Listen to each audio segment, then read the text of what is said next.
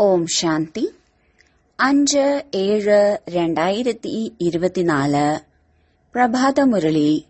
മധുരമായ കുട്ടികളെ, ഓർമ്മയിലൂടെ തന്നെയാണ് ബാറ്ററി ചാർജ് ആകുന്നതും ശക്തി ലഭിക്കുന്നതും ആത്മാവ് സത്തോ പ്രധാനമാകുന്നതും.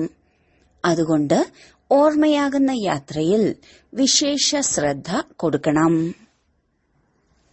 ചോദ്യം: ഏത് കുട്ടികൾക്കാണോ ഒരേ ഒരു ബാബയോട് സ്നേഹമുള്ളത്, അവരുടെ അടയാളം എന്താണ്? ഉത്തരം: 1. അഥവാ ഒരേ ഒരു ബാബയോട് സ്നേഹമുണ്ടെങ്കിൽ ബാബയുടെ ദൃഷ്ടി അവരെ സംതൃപ്തരാക്കും. 2. അവർ പൂർണമായും നഷ്ടമോഹ ആയിരിക്കും. 3. ആർക്കാണോ പരിധിയില്ലാത്ത ബാബയുടെ സ്നേഹം ഇഷ്ടപ്പെട്ടത്, അവർ മറ്റാരുടെയും സ്നേഹത്തിൽ കുടുങ്ങുകയില്ല. 4. അസത്യഖണ്ഡത്തിലുള്ള അസത്യ മനുഷ്യരിൽ നിന്നും അവരുടെ ബുദ്ധി മുറിയുന്നു. അവിനാശിയായി നിലനിൽക്കുന്ന സ്നേഹമാണ് ഇപ്പോൾ ബാബ നമുക്ക് നൽകുന്നത്. സത്യയുഗത്തിലും നിങ്ങൾ പരസ്പരം വളരെ സ്നേഹത്തോടു കൂടിയാണ് വസിക്കുന്നത്. ഓം ശാന്തി. നിങ്ങൾ കുട്ടികൾക്ക് ഈ ഒരേയൊരു പ്രാവശ്യം മാത്രമാണ് പരിധിയില്ലാത്ത ബാബയിൽ നിന്നും സ്നേഹം ലഭിക്കുന്നത്. ഈ സ്നേഹം തന്നെയാണ് നമ്മൾ ഭക്തി മാർഗത്തിലും ധാരാളം ഓർമ്മിച്ചത്. ബാബ, അങ്ങയുടെ സ്നേഹം മാത്രം മതി ഞങ്ങൾക്ക്. അങ്ങ് തന്നെയാണ് മാതാവും പിതാവും. അങ്ങാണ് സർവസ്വവും.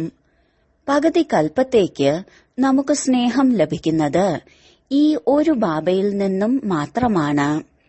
നിങ്ങളുടെ ഈ ആത്മീയ സ്നേഹത്തിന്റെ മഹിമ അപാരമാണ്. ബാബ തന്നെയാണ് നിങ്ങൾ കുട്ടികളെ ശാന്തിധാമത്തിന്റെ അധികാരിയാക്കി മാറ്റുന്നത്. നിങ്ങളിപ്പോൾ ദുഃഖധാമത്തിലാണ്. എല്ലാവരും ദുഃഖത്താലും അശാന്തിയാലും നിലവിളിക്കുകയാണ്. ആർക്കും നാഥനില്ലാത്തത് കാരണം ഭക്തിമാർഗത്തിൽ എല്ലാവരും ഓർമ്മിക്കുന്നു. എന്നാൽ നിയമമനുസരിച്ച് ഭക്തിയുടെ സമയവും പകുതി കൽപ്പമാണ്. ബാബ എല്ലാവരുടെയും ഉള്ളറിയുന്നവനല്ലെന്ന് കുട്ടികൾക്ക് മനസ്സിലാക്കി തന്നിട്ടുണ്ട്. എല്ലാവരുടെയും ഉള്ളിലുള്ളത് അറിയേണ്ട ആവശ്യം ബാബയ്ക്കില്ല. അത് മനസ്സ് വായിക്കുന്നവരാണ്. അവരും ആ വിദ്യ പഠിക്കുന്നതാണ്. അങ്ങനെയുള്ള കാര്യമൊന്നും ഇവിടെയില്ല. ബാബ ഇവിടെ വരുന്നു. ബാബയും കുട്ടികളുമാണ് ഈ മുഴുവൻ പാർട്ടും അഭിനയിക്കുന്നത്. ഈ സൃഷ്ടിചക്രം എങ്ങനെയാണ് കറങ്ങുന്നതെന്നും അതിൽ കുട്ടികൾ എങ്ങനെയാണ് പാർട്ട് അഭിനയിക്കുന്നതെന്നും ബാബയ്ക്കറിയാം. അല്ലാതെ ബാബ ഓരോരുത്തരുടെയും ഉള്ളിനെ അറിയുന്നില്ല. ഓരോരുത്തരുടെയും ഉള്ളിൽ വികാരം തന്നെയാണുള്ളത്. രാത്രിയിലും മനസ്സിലാക്കി തന്നിട്ടുണ്ട്. വളരെ മോശമായ മനുഷ്യരുണ്ട്. ബാബ വന്ന് പുഷ്പമാക്കുന്നു. ഈ അവിനാശിയായ സ്നേഹം ബാബയിൽ നിന്നും നിങ്ങൾ കുട്ടികൾക്ക് ഒരേ ഒരു പ്രാവശ്യം മാത്രമാണ് ലഭിക്കുന്നത്. പരസ്പരം സ്നേഹത്തോടെയാണ് നിങ്ങൾ അവിടെ, അതായത് സത്യയുഗത്തിൽ കഴിയുന്നത്. ഇപ്പോൾ നിങ്ങൾ മോഹജീത്തായി കൊണ്ടിരിക്കുകയാണ്. സത്യയുഗി രാജ്യം മോഹജീത്ത് രാജാവ്, റാണി, പ്രജ എന്നിവരുടെ രാജ്യമാണ്. അവിടെ ആരും തന്നെ ഒരിക്കലും കരയില്ല. ദുഃഖത്തിന്റെ പേര് പോലുമില്ല. നിങ്ങൾക്കറിയാം, ഭാരതത്തിൽ ആരോഗ്യവും സമ്പത്തും സന്തോഷവും ഉണ്ടായിരുന്നു. ഇപ്പോൾ രാവണ രാജ്യമായതിനാൽ അതില്ല. ഇവിടെ എല്ലാവരും ദുഃഖം അനുഭവിച്ചുകൊണ്ടിരിക്കുകയാണ്. പിന്നീട് സുഖശാന്തിക്ക് വേണ്ടി ബാബയെ ഓർമ്മിക്കുകയും കരുണയ്ക്ക് വേണ്ടി കേഴുകയും ചെയ്യുന്നു. പരിധിയില്ലാത്ത ബാബ കരുണാഹൃദയനാണ്. രാവണൻ ദുഃഖത്തിന്റെ വഴി പറഞ്ഞു കൊടുക്കുന്നവനും കരുണ ഇല്ലാത്തവനും ആണ്. ദുഃഖത്തിന്റെ വഴിയിലൂടെയാണ് സർവ മനുഷ്യരും നടക്കുന്നത്. കാമവികാരമാണ് ഏറ്റവും കൂടുതൽ ദുഃഖം നൽകുന്നത്. അതുകൊണ്ടാണ് ബാബ പറയുന്നത്, മധുരമധുരമായ കുട്ടികളെ, ജഗത് ജീത്ത് ആകണമെങ്കിൽ കാമവികാരത്തിന് മേൽ വിജയം നേടൂ. ലക്ഷ്മി നാരായണനെ ജഗത് ജീത് എന്നല്ലേ പറയുന്നത്? ലക്ഷ്യം നിങ്ങളുടെ മുന്നിൽ തന്നെയുണ്ട്. ക്ഷേത്രങ്ങളിലേക്ക് പോകുന്നുണ്ടെങ്കിലും അവരുടെ ജീവചരിത്രം ഒന്നും തന്നെ അറിയുന്നില്ല. പാവകളെ പൂജിക്കുന്നത് പോലെയാണ്. ദേവിമാരുടെ രൂപമുണ്ടാക്കി നന്നായി അലങ്കരിപ്പിച്ച് അവർക്ക് മുന്നിൽ പ്രസാദം വെക്കുകയും അവരെ പൂജിക്കുകയും ചെയ്യുന്നു. എന്നാൽ ദേവിമാർ അതൊന്നും തന്നെ കഴിക്കുന്നില്ല. ബ്രാഹ്മണരാണ്, അതായത് പൂജാരിമാരാണ് എല്ലാം കഴിക്കുന്നത്. നിർമ്മിച്ച് സംരക്ഷിച്ച് പിന്നെ നശിപ്പിക്കുന്നു. ഇതിനെയാണ് അന്ധവിശ്വാസം എന്ന് പറയുന്നത്. സത്യയുഗത്തിൽ ഇങ്ങനെയുള്ള കാര്യങ്ങളൊന്നും തന്നെ ഇല്ല. ഈ എല്ലാ ആചാര രീതികളും വരുന്നത് കലിയുഗത്തിലാണ്. നിങ്ങൾ ആദ്യം ഒരേ ഒരു ശിവബാബയുടെ പൂജയാണ് ചെയ്യുന്നത്. അതിനെയാണ് യഥാർത്ഥ പൂജ, അവ്യഭിചാരി പൂജ എന്ന് പറയുന്നത്. വ്യഭിചാരി പൂജ തുടങ്ങുന്നത് പിന്നീടാണ്. അച്ഛൻ എന്ന വാക്ക് പറയുമ്പോൾ തന്നെയാണ് കുടുംബത്തിന്റെ സുഗന്ധം വരുന്നത്. നിങ്ങളും പറയുന്നുണ്ടല്ലോ, അങ്ങ് തന്നെയാണ് മാതാവും പിതാവും എന്ന്. ബാബ നൽകുന്ന ഈ ജ്ഞാനത്തിന്റെ കൃപയിലൂടെ നമുക്ക് അളവറ്റ സുഖം ലഭിക്കുന്നു. നമ്മൾ ആദ്യം മൂലവതനത്തിലായിരുന്നു എന്നത് ബുദ്ധിയിൽ ഓർമ്മ വേണം. ശരീരമെടുത്ത് പാർട്ട് അഭിനയിക്കാനാണ് അവിടെ നിന്നും ഇവിടേക്ക് വരുന്നത്. ആദ്യം നമ്മൾ ദൈവിക ശരീരമെടുക്കുന്നു, അതായത് നമ്മളെ ദേവത എന്ന് പറയുന്നു. പിന്നീട് ക്ഷത്രിയൻ, വൈശ്യൻ, ശൂദ്രവർണത്തിലേക്ക് വന്ന് വ്യത്യസ്ത പാർട്ട് അഭിനയിക്കുന്നു. ഈ കാര്യങ്ങളൊന്നും തന്നെ നിങ്ങൾക്കും ആദ്യം അറിയുമായിരുന്നില്ല. ഇപ്പോൾ ബാബ വന്ന് നിങ്ങൾ കുട്ടികൾക്ക് ആദിമധ്യ അന്ത്യത്തിന്റെ ജ്ഞാനം നൽകുന്നു.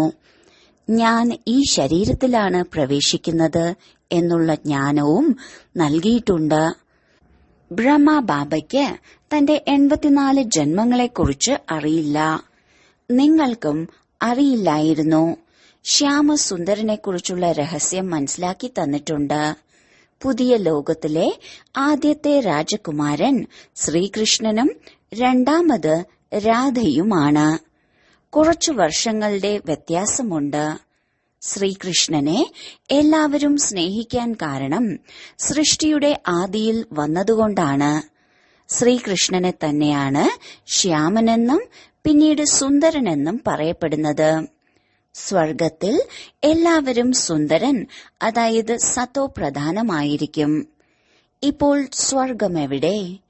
ചക്രം കറങ്ങിക്കൊണ്ടിരിക്കുകയാണ്, അല്ലാതെ സമുദ്രത്തിന്റെ താഴേക്ക് പോയി എന്നല്ല.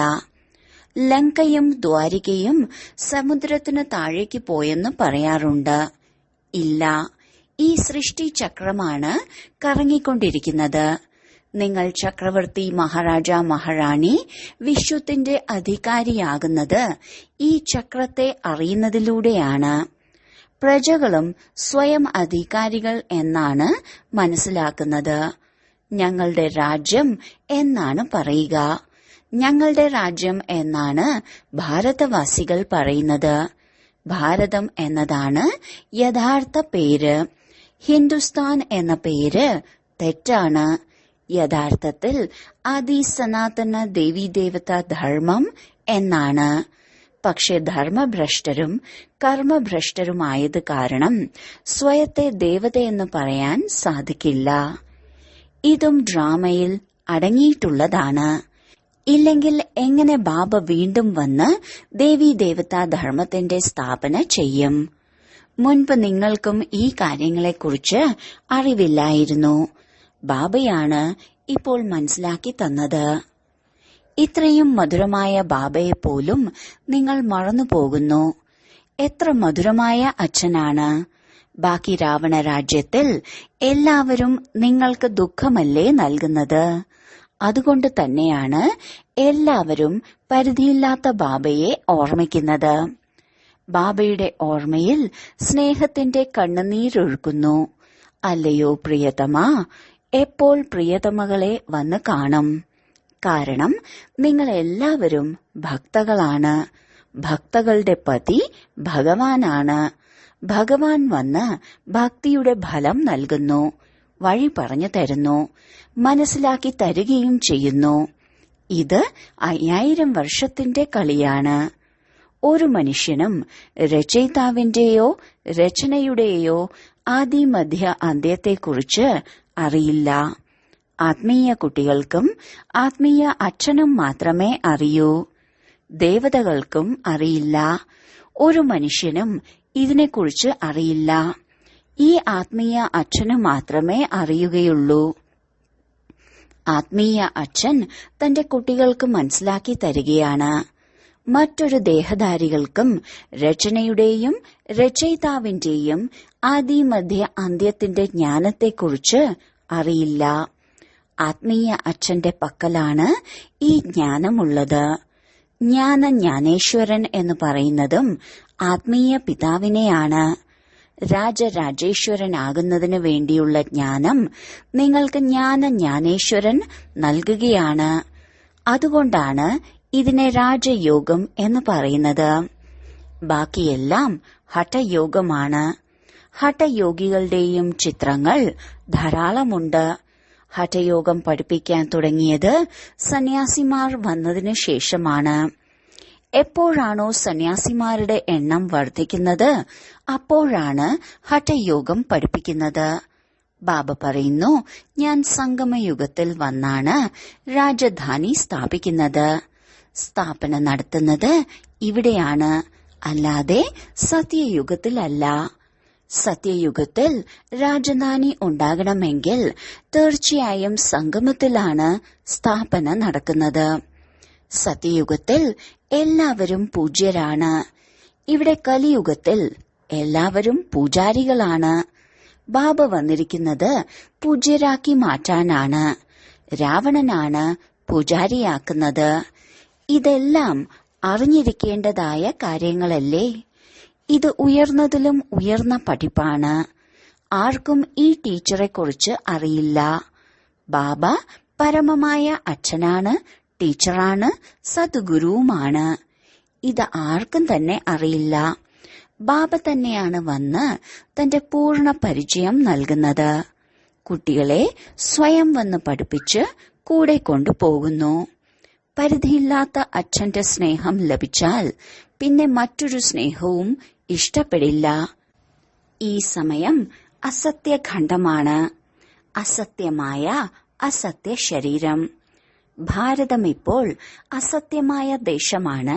സത്യമായ ദേശം സത്യയുഗത്തിലായിരിക്കും. ഭാരതത്തിന് ഒരിക്കലും വിനാശം സംഭവിക്കുന്നില്ല. ഏറ്റവും വലിയ തീർത്ഥസ്ഥലം ഭാരതമാണ്. പരിധിയില്ലാത്ത ബാബ വന്ന് കുട്ടികൾക്ക് സൃഷ്ടിയുടെ ആദി മധ്യ അന്ത്യത്തിന്റെ രഹസ്യം കേൾപ്പിക്കുകയും സർവർക്കും സദ്ഗതി നൽകുകയും ചെയ്യുന്നത് ഇവിടെയാണ്. ഇത് ഏറ്റവും വലിയ തീർത്ഥസ്ഥലമാണ്. ഭാരതത്തിന്റെ മഹിമ അപരമായതാണ്. ഭാരതം ലോകത്തിലെ മഹാത്ഭുതമെന്ന സത്യവും നിങ്ങൾക്കേ അറിയൂ. ലോകത്തിലുള്ളത് മായയുടെ 7 അത്ഭുതങ്ങളാണ്. ഇതൊന്നു മാത്രമാണ് ഈശ്വരന്റെ മഹാത്ഭുതം. ബാബയും ഒന്നു മാത്രമാണ്. ബാബയുടെ അത്ഭുതമായ സ്വർഗവും ഒന്നു മാത്രമാണുള്ളത്. അതിനെയാണ് പാരഡൈസ്, ഹെവൻ എന്നെല്ലാം പറയുന്നത്. സത്യം സത്യമായ പേര് സ്വർഗം എന്ന് മാത്രമാണ്. ഇത് നരകമാണ്. നിങ്ങൾ ബ്രാഹ്മണരാണ് ഓൾറൗണ്ടായി ചക്രത്തിൽ വരുന്നത്. നമ്മൾ തന്നെയാണ് ബ്രാഹ്മണൻ, നമ്മൾ തന്നെയാണ് ദേവത. ഉയരുന്ന കലയും താഴുന്ന കലയും. ഉയരുന്ന കലയിലൂടെ സർവരുടെയും നന്മയുണ്ടാകുന്നു.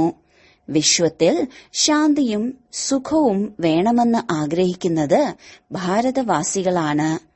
സ്വർഗത്തിൽ സുഖം തന്നെയാണ്. ദുഃഖത്തിന്റെ പേര് പോലും ഉണ്ടാകില്ല. ഈശ്വരീയ രാജ്യം എന്നാണ് അതിനെ പറയുന്നത്. സത്യയുഗത്തിൽ സൂര്യവംശികളാണ്.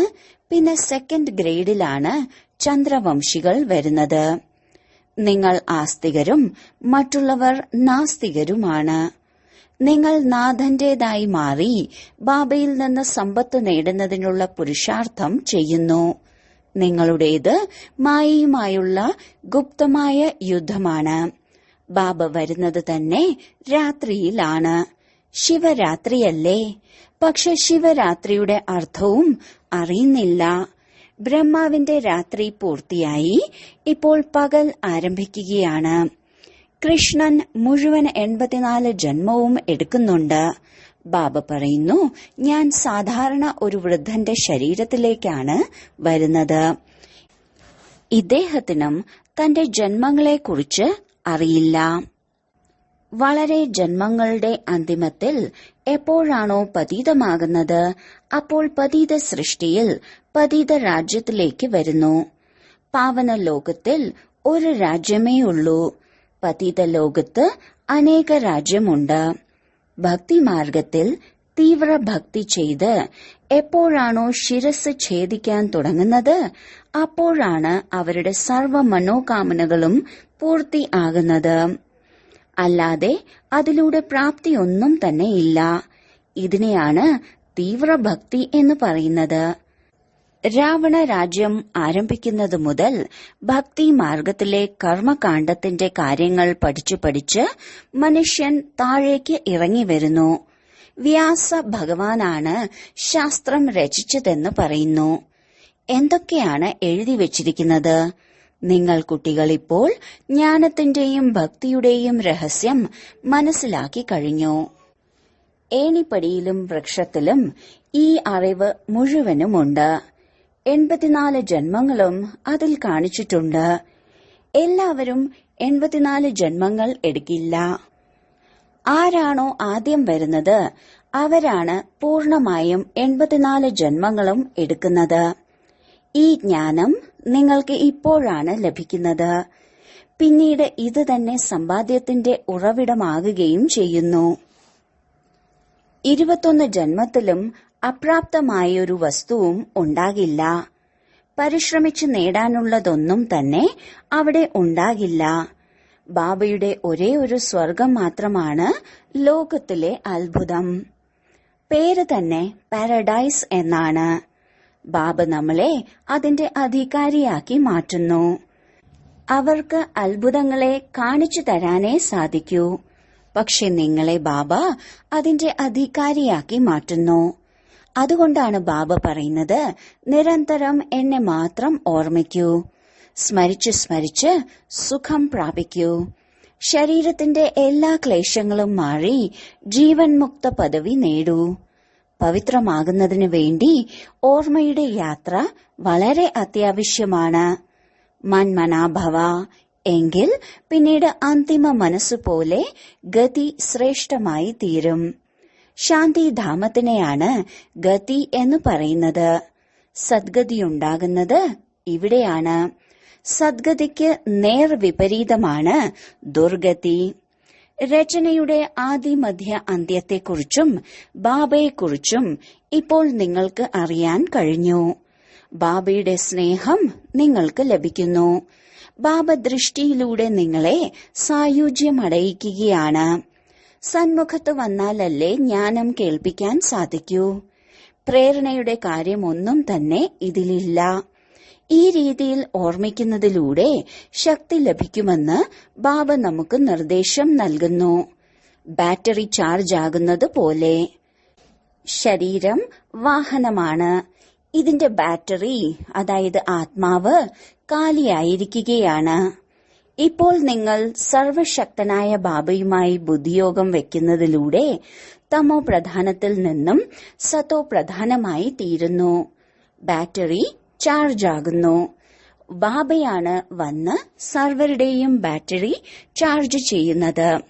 സർവശക്തിവാൻ ബാബ തന്നെയാണ്. ബാബയാണ് ഈ മധുരമധുരമായ കാര്യങ്ങളെല്ലാം കേൾപ്പിച്ചു തരുന്നത്. ഭക്തി മാർഗത്തിലെ ശാസ്ത്രങ്ങൾ ജന്മജന്മാന്തരങ്ങളായി വായിച്ചു വന്നു. സർവധർമ്മത്തിലുള്ളവർക്കും വേണ്ടി ബാബ ഇപ്പോൾ ഒരേ ഒരു കാര്യം കേൾപ്പിക്കുകയാണ്. സ്വയം ആത്മാവെന്ന് മനസ്സിലാക്കി ബാബയെ ഓർമ്മിക്കുകയാണെങ്കിൽ നിങ്ങളുടെ പാപം നശിക്കുന്നു. ഇനി ഓർമ്മിക്കേണ്ടത് നിങ്ങൾ കുട്ടികളുടെ കർത്തവ്യമാണ്. ഇതിൽ ആശയക്കുഴപ്പത്തിന്റെ കാര്യമൊന്നുമില്ല. പതീത പാവനൻ ഒരേയൊരു ബാബയാണ്. പിന്നീട് പാവനമായി മാറി എല്ലാവരും തിരികെ വീട്ടിലേക്ക് പോകുന്നു. ഈ ജ്ഞാനം എല്ലാവർക്കും വേണ്ടിയുള്ളതാണ്. ഇത് സഹജ രാജയോഗവും സഹജ ജ്ഞാനവുമാണ്. ശരി, വളരെ കാലത്തെ വേർപാടിനു ശേഷം തിരിച്ചു കിട്ടിയ മധുരമധുരമായ കുട്ടികളെ പ്രതി മാതാവും പിതാവുമായ ബാബ്ദാദയുടെ സ്നേഹസ്മരണയും സുപ്രഭാതവും. ആത്മീയ അച്ഛന്റെ ആത്മീയ കുട്ടികൾക്ക് നമസ്കാരം. ധാരണയ്ക്കുള്ള മുഖ്യസാരം: 1. സർവശക്തനായ ബാബയുമായി തന്റെ ബുദ്ധിയോഗം വെച്ച് ബാറ്ററി ചാർജ് ചെയ്യണം. ആത്മാവിനെ സത്തോ പ്രധാനമാക്കണം. ഓർമ്മയുടെ യാത്രയിൽ ഒരിക്കലും ആശയക്കുഴപ്പത്തിലാകരുത്. 2. പഠിപ്പ് പഠിച്ച് സ്വയം തന്റെ മേൽ കൃപ ചൊരിയണം. ബാബയ്ക്ക് സമാനം സ്നേഹസാഗരനാകണം. ബാബയുടെ സ്നേഹം അവിനാശിയായതുപോലെ സർവരോടും അവിനാശിയും സത്യവുമായ സ്നേഹം വെക്കണം. മോഹാജീത്താകണം. വരദാനം: അനുഭവത്തിന്റെ ശക്തിയിലൂടെ മധുരമായ അനുഭവങ്ങൾ ചെയ്യുന്ന സദാ ശക്തിശാലി ആത്മാവായി ഭവിക്കട്ടെ. ഈ അനുഭവത്തിന്റെ ശക്തി വളരെ മധുരമായ അനുഭവം ചെയ്യിപ്പിക്കുന്നു. ചിലപ്പോൾ സ്വയത്തെ ബാബയുടെ പ്രകാശരത്നമായ ആത്മാവ്, അതായത് നയനങ്ങളിൽ ഒതുക്കിയ ശ്രേഷ്ഠ ബിന്ദുവായി അനുഭവം ചെയ്യൂ. ചിലപ്പോൾ മസ്തകത്തിൽ തിളങ്ങുന്ന മസ്തകമണി, ചിലപ്പോൾ സ്വയത്തെ ബ്രഹ്മബാബയുടെ സഹയോഗിയായ വലം കൈ, ബ്രഹ്മാവിന്റെ കൈകളായി അനുഭവം ചെയ്യൂ. ചിലപ്പോൾ അവ്യക്ത ഫരിഷ്തയായി അനുഭവം ചെയ്യൂ. ഈ അനുഭവം ചെയ്യുന്നതിന്റെ ശക്തി വർദ്ധിപ്പിക്കൂ, എങ്കിൽ ശക്തിശാലിയായി മാറും. പിന്നെ ഒരു ചെറിയ കറ പോലും സ്പഷ്ടമായി കാണപ്പെടും. പിന്നെ അതിനെ മാറ്റാനും സാധിക്കും. സ്ലോഗൻ: സർവരുടെയും ഹൃദയത്തിൽ നിന്നുള്ള ആശീർവാദങ്ങൾ സ്വീകരിച്ച് കൊണ്ടേ പോകൂ, എങ്കിൽ താങ്കളുടെ പുരുഷാർത്ഥം സഹജമായി മാറും.